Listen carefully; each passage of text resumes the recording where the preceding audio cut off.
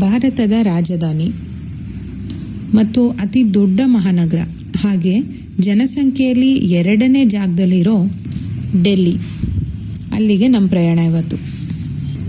ಸ್ವಾಮಿ ನಾರಾಯಣ ಅಕ್ಷರಧಾಮ ಮಂದಿರ, ಇದೇ ನಮ್ಮ ಫಸ್ಟ್ ಲೊಕೇಶನ್ ಇವತ್ತಿನ ಟ್ರಿಪ್ಪಲ್ಲಿ. ಬರೋಬ್ಬರಿ 100 ಎಕರೆ ಜಾಗದಲ್ಲಿ ಕನ್ಸ್ಟ್ರಕ್ಟ್ ಆಗಿದೆ ಈ ಭವ್ಯವಾದ ಮಂದಿರ. ಇಲ್ಲಿ ನಿಮಗೆ ಬ್ಯೂಟಿಫುಲ್ ಆದ ಓಪನ್ ಗಾರ್ಡನ್ಸ್, ಹಾಗೆ ವಾಟರ್ ಶೋ, ಅಭಿಷೇಕ್ ಮಂಡಪ್, ಹೀಗೆ ಸುಮಾರು ಅಟ್ರಾಕ್ಷನ್ಸ್ ಇದೆ. ಇಲ್ಲಿಗೆ ಬಂದಮೇಲೆ ಗೊತ್ತಾಯಿತು, ಇಲ್ಲಿ ಫೋನು ಕ್ಯಾಮ್ರಾಸ್ ಏನೂ ಇನ್ಸೈಡ್ ಅಲೋಡ್ ಇಲ್ಲ. ಎಲ್ಲ ಫಸ್ಟ್ ಡೆಪಾಸಿಟ್ ಮಾಡಿ ಆ ನಂತರನೇ ನಾವು ಒಳಗಡೆ ಹೋಗ್ಲಿಕ್ಕಾಗೋದು. ಸೊ ಅಕ್ಷರಧಾಮನ ಕಂಪ್ಲೀಟಾಗಿ ನೋಡಬೇಕಂದ್ರೆ ನೀವು ಖುದ್ದಾಗಿ ಡೆಲ್ಲಿ ವಿಸಿಟ್ ಮಾಡಬೇಕು. ಹಾಗೆ ಇಲ್ಲಿನ ಡ್ರೆಸ್ ಕೋಡ್ ಪ್ರಕಾರ ನೀ ಲೆವೆಲ್ ಅಥವಾ 3/4 ಸ್ಕರ್ಟ್ಸ್ ಆಗಲಿ ಇದು ಯಾವುದೂ ಇಲ್ಲ, ಅಲೋಡ್ ಇಲ್ಲ. ಡೆಲ್ಲಿಯ ಚಟ್ಪಟ ಸ್ಟ್ರೀಟ್ ಫುಡ್ಸ್ನೆಲ್ಲ ಎಂಜಾಯ್ ಮಾಡಿ ಸ್ವಲ್ಪ ರೆಸ್ಟ್ ಮಾಡಿ ಇವಾಗ ನಾವು ಹೊರಟಿದ್ದೀವಿ ನಮ್ಮ ಸೆಕೆಂಡ್ ಲೊಕೇಶನ್ ಕಡೆಗೆ.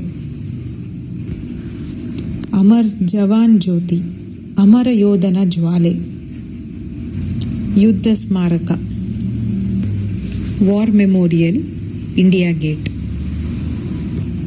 ಈ ನಮ್ಮ ಭಾರತದ ಅತಿ ದೊಡ್ಡ ವಾರ್ ಮೆಮೋರಿಯಲ್ ಆಗಿರುವ ಇಂಡಿಯಾ ಗೇಟಲ್ಲಿ ಎವ್ರಿ ರಿಪಬ್ಲಿಕ್ ಡೇಗೆ ಪ್ರೈಮ್ ಮಿನಿಸ್ಟರ್ ಅವರು ಇಲ್ಲಿ ಬಂದು ದೇಶಕ್ಕಾಗಿ ಅಮರವಾದ ನಮ್ಮ ಜವಾನ್ಗಳಿಗೆ ಗೌರವ ಸಲ್ಲಿಸಿ ನಂತರ ಪರೇಡ್ ಇಲ್ಲಿಂದನೇ ಸ್ಟಾರ್ಟ್ ಆಗೋದು.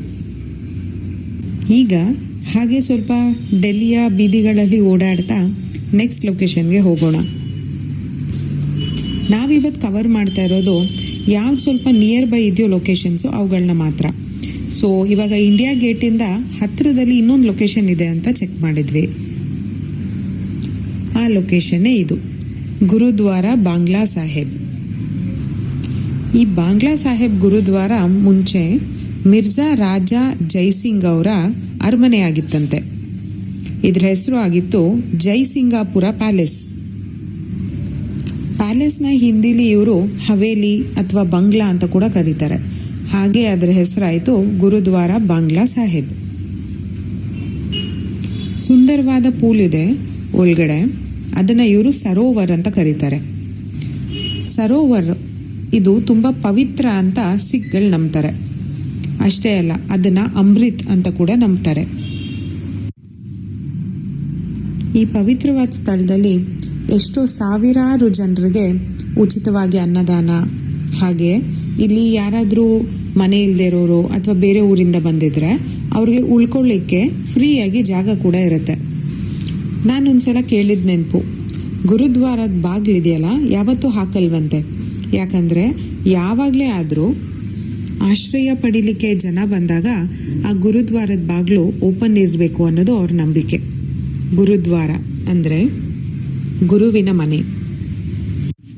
ಡೆಲ್ಲಿಲಿ ನೋಡೋದಕ್ಕೆ ಸುಮಾರು ಪ್ಲೇಸ್ಗಳಿದೆ, ಆದರೆ ಲೋಟಸ್ ಟೆಂಪಲ್ ನೋಡ್ದಿರ ಹೋಗೋಕ್ಕಾಗತ್ತಾ ಡೆಲ್ಲಿಗೆ ಬಂದಮೇಲೆ?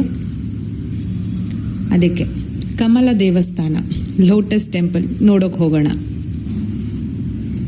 ಬಾಹಾಯಿಗಳ ವರ್ಷಿಪ್ ಆಗಿರುವ ಈ ಲೋಟಸ್ ಟೆಂಪಲ್ ಡಿಸೆಂಬರ್ 1986ನಿಂದ ಇದು ಎಲ್ಲ ರೀಜಿಯನ್ಗಳ ಅಥವಾ ಯಾವುದೇ ಜಾತಿಗಳ ಜನರಿಗೂ ಇಲ್ಲಿ ಯಾವುದೇ ರೀತಿ ರಿಸ್ಟ್ರಿಕ್ಷನ್ ಇಲ್ಲ.